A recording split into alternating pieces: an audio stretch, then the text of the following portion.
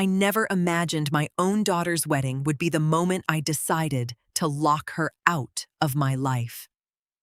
We were sitting at the dining room table, the exact spot where I'd served her breakfast before school for years.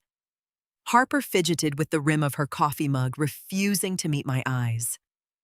Her wedding to Preston was just 3 weeks away. His family had more money than manners. Mom, Preston, and I have been talking. She started, her voice sounding weirdly rehearsed. We think it's best if you don't come to the wedding. I set my mug down on the saucer. The clink of porcelain was the only sound in the room. I didn't yell. I didn't clutch my pearls. I just watched her, waiting for the rest of her excuse. Preston's family is very particular. She went on, gaining confidence since I wasn't bursting into tears. They have certain standards. You're always just so blunt, so small town, and we really don't want any drama. I'm incredibly stressed with the planning, and I need this day to be perfect. It's just better for everyone. She was asking me to step aside on the most important day of her life because my presence embarrassed her. I stared at her hands, the same hands I'd bandaged when she fell off her bike. I had raised a woman who was ashamed of her roots just to fit into a world of pure superficiality. I understand, I said, with a calm that seemed to completely throw her off. Really? She let out a huge sigh of relief, like a weight had been lifted off her chest. I knew you'd get it, Mom. You're the absolute best. She stood up to give me a quick hug, but I took a step back and started clearing the table. I wasn't going to be a shoulder for her to cry on, nor was I going to be her silent martyr. Lock the door on your way out, Harper. I have things to do. I left her standing in the hallway. As I heard the deadbolt click, a cold, crystal-clear decision formed in my mind. If I wasn't good enough to be family for the celebration, I wasn't going to stick around to shoulder her responsibilities either. That same afternoon, I sat down at my laptop. The screen glowed in the quiet living room as I logged into my banking app. Months ago, Harper and I had opened a joint account. I had deposited a hefty sum, 2 years of my retirement savings, plus the money from selling a plot of land my late husband left behind. It was earmarked strictly for the wedding reception and the florist. She had the debit card tied to that account and was planning to make the final vendor payments by the end of the week. Without a second thought, I clicked the transfer option. I moved every single red cent back into my personal secure account, one only I had access to. Then I called the bank and had my name scrubbed from the joint account entirely. The whole thing took 10 minutes. 10 minutes to take back control of my hard-earned money. I didn't sit on the couch and cry. I marched into my bedroom, pulled a suitcase from the closet, and started packing. Breathable clothes, sunscreen, a couple of paperbacks I'd been meaning to read, and my wide-brimmed sun hat. I'd always wanted to see the Florida Keys, to just soak in the Gulf Coast without a care in the world. The next morning, my phone buzzed on the nightstand. It was a text from Harper. Mom, the florist, tried to run the card for the final balance, and it was declined. Can you check the bank? It has to be a glitch. I read the text while sipping my chamomile tea. There was no glitch. The small-town mom bank had officially closed its doors to Preston's family. I locked my phone screen and zipped up my suitcase. The Uber taking me to the airport was already honking outside. My trip was just beginning, and for the first time in decades, I was only looking out for number one. Key West welcomed me with a warm breeze and the smell of salt air. I checked into a little boutique hotel miles away from the tourist traps. My mornings consisted of walking barefoot in the sand, drinking excellent coffee by the water, and reading under a cabana. The peace was absolute until I finally turned my phone back on the third day. I had 14 missed calls from Harper and several voicemails. I hit play on the first one while watching the waves crash against the shore. Mom, pick up. The caterer is threatening to cancel everything. I went to the bank and they told me the account is empty. What did you do with the money? Her voice had escalated from annoyed to full-blown hysterical. I typed out a brief factual reply. That money was my gift to celebrate with you. Since you made it clear my presence would cause drama and ruin your perfect day, I decided to withdraw my contribution so I wouldn't be in the way. Enjoy your wedding. I locked the screen, not waiting for a reply. I knew the explosion was coming. That night, my oldest son, Connor, called. He was invited to the wedding, and unlike his sister, he had always been grounded and hardworking. "Mom, where are you? I went by the house, and nobody's home," he asked, sounding genuinely worried. "I'm on vacation at the beach, honey. I needed a break." I heard him let out a heavy sigh on the other end of the line. Harper is losing her mind. Preston and his family are furious because the vendors are demanding payment, and they refuse to chip in a single dime. The tension is through the roof. That sounds like a problem for them to figure out, Connor. They're adults. I know, Mom. Just be safe and enjoy the beach. You deserve it. I hung up with a faint smile. The house of cards was starting to collapse, and I was 1,000 miles away drinking coconut water and listening to the ocean. The day of the infamous wedding arrived. I wasn't stuffed into a formal gown or torturing my feet in uncomfortable heels. I was wearing a white linen dress, walking barefoot along the shoreline. The sun was starting to set, painting the sky in gorgeous shades of orange and purple. It was a beautiful sight, completely at odds with the chaos unfolding back home. My phone rang. It was Connor. He was breathing heavily, and in the background I could hear a thick murmur of voices punctuated by muffled yelling.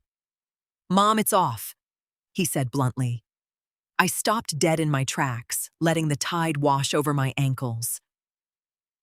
What happened? A total train wreck. Preston and Harper got into a massive blowout right in the church vestibule. Turns out, Preston tried to con the photographer into working for free in exchange for exposure because they were totally broke. Harper panicked, started screaming at him in front of his mother, and his mom called her trash. I listened closely, but I wasn't surprised. Greed and vanity always crash and burn eventually. Harper had a complete meltdown and smashed a floral arrangement. Preston just turned around and told her he wasn't going to marry someone who humiliated him like that. They left Mom. He and his whole snobby family literally left her at the altar. A heavy silence hung between us. I didn't take joy in her misery, but I didn't feel the urge to swoop in and save her either. "Where is she now?" I finally asked. "Crying in the reception hall. And it gets worse, Mom. The venue owners and planners locked the doors. They're demanding the cancellation balance be paid in full today. Nobody can take anything out until they pony up the cash." Connor paused, his voice dropping an octave. "Harper says she's going to call you. She wants you to pay for the mess." Barely 5 minutes after I hung up with Connor, my screen lit up with Harper's name. I let it ring 3 times before picking up. I didn't want her thinking I was sitting around waiting on her. "Mom?" she sobbed the second the call connected. "It's a nightmare. Preston left me. The wedding is canceled. I'm very sorry to hear that, Harper," I replied, keeping my voice neutral and firm. "I need your help." Her voice cracked, but then immediately hardened back into her usual demanding tone. "The venue and the vendors are hitting me with insane penalty fees. It's over $25,000. You need to wire me the money you took out of the account right now, or they're going to sue me." I sat down in a beach chair, watching 2 seagulls fight over a scrap of bread in the sand. The sheer audacity of her demand was almost laughable. She cuts me out to avoid drama, and now expects me to bankroll the biggest drama of her life. "I'm not doing that, Harper." "What, Mom?" "I'm your daughter. You can't just leave me high and dry. You have that money. It was for the wedding. It was to celebrate a wedding I was uninvited from," I clarified calmly. "The money went back into my savings. You signed the contracts with those vendors to impress Preston's family. It is your responsibility and his to deal with the fallout. I don't have a dime. I quit my job because Preston said he'd support me after we got married. I'm coming to live at your house tonight. I have nowhere else to go. No, Harper. You are not coming to my house. I have keys. Mom, she shrieked, and then the line went dead. I stared at the black screen. I knew it wasn't an empty threat. She was used to treating my house like her personal fallout shelter whenever things went sideways.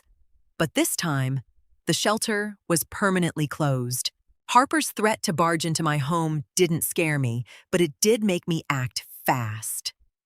I wasn't about to let my house become ground zero for her emotional collapse, much less. Let her rummage through my things, looking for valuables to pawn off for her debts. I scrolled through my contacts and found Frank, a trusted neighbor who ran a small locksmith business a few blocks away. He answered on the second ring. Well, hello, Joanne. Long time no see. What can I do for you? Frank, I need a massive favor.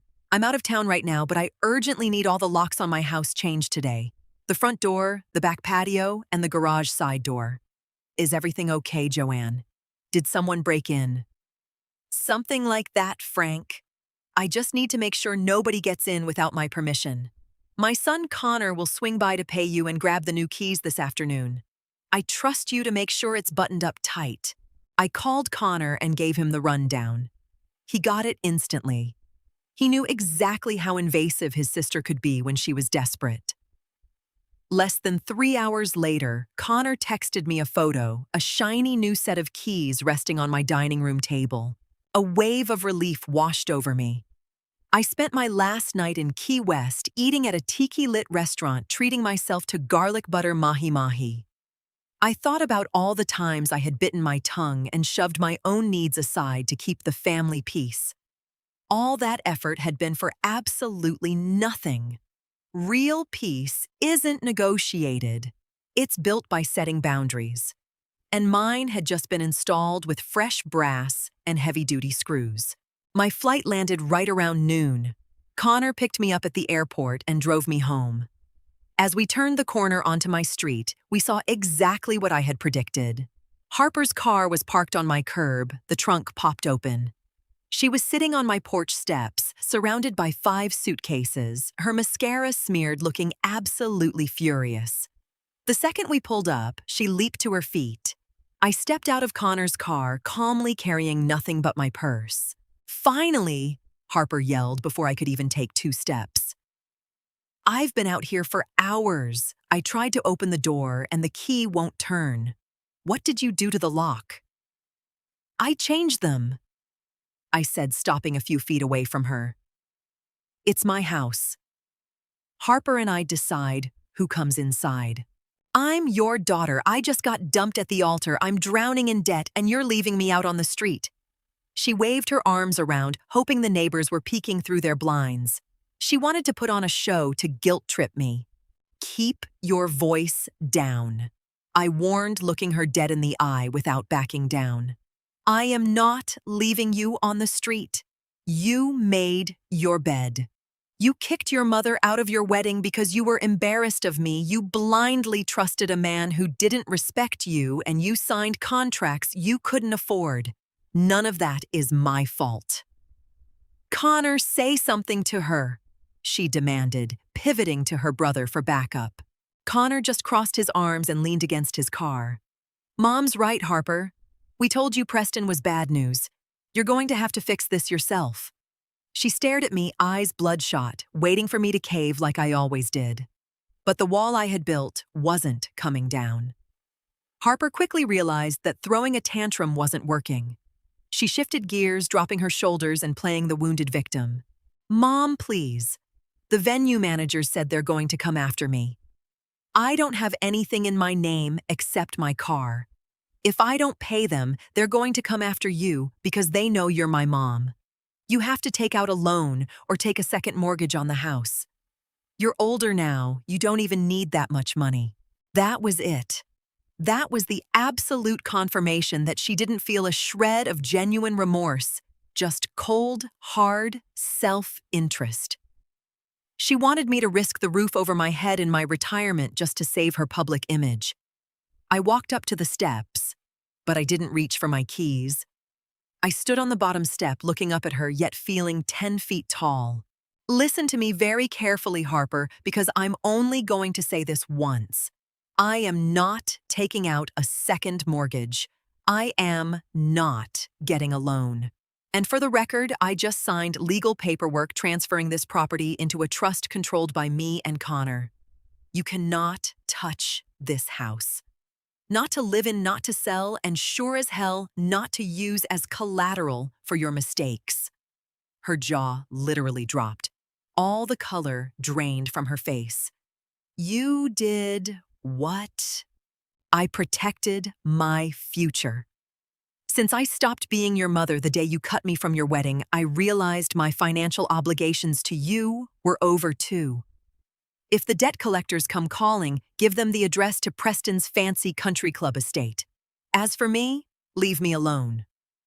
I turned my back to her, asked Connor to bring my suitcase to the porch, and walked up the steps. I slid the new key into the deadbolt and turned it, listening to the deeply satisfying metallic click. I walked inside and shut the door behind me. Through the living room window, I watched Harper standing frozen on the porch, finally grasping the reality that her safety net was gone.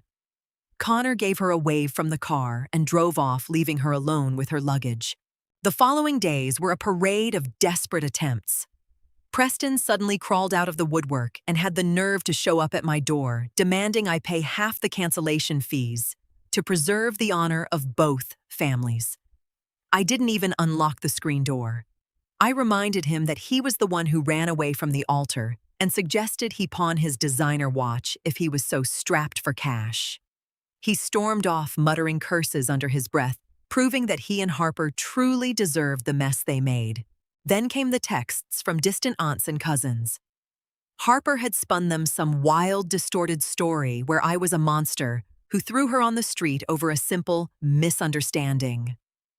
Joanne family needs to stick together during hard times, my sister-in-law texted. I didn't even bother arguing. I've learned that people who judge you without hearing your side of the story aren't worth your time. I went into my phone settings, silenced notifications from the flying monkeys, and archived the chats. I didn't block Harper, but I put her on Do Not Disturb. She could write whole essays of complaints. I would simply ignore them.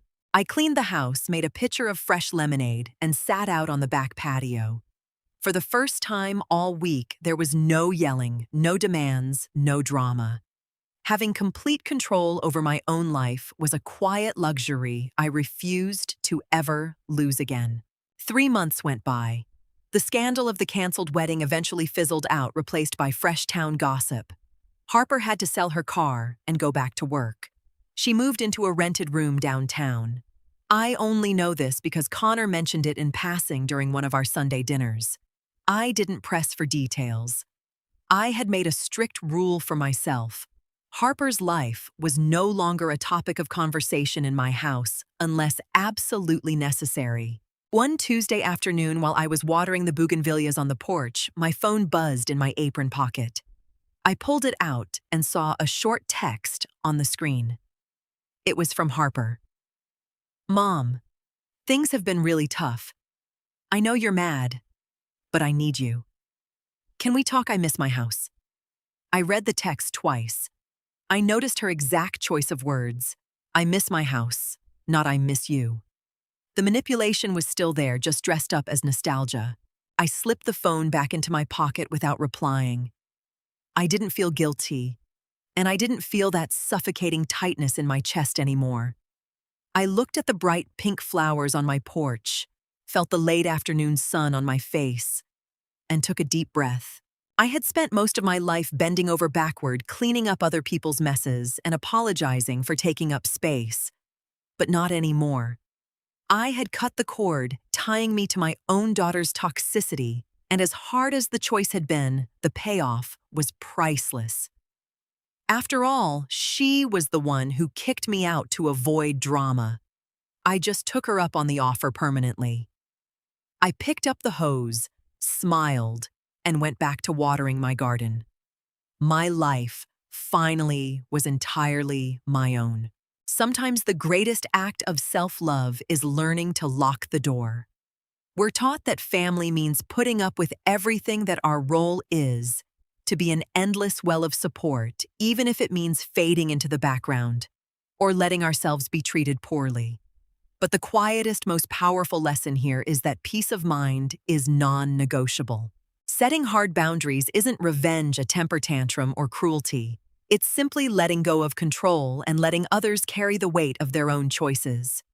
You don't have to set yourself on fire to keep other people warm. In the end, choosing your own peace and walking away from places where you aren't valued doesn't make you a bad person.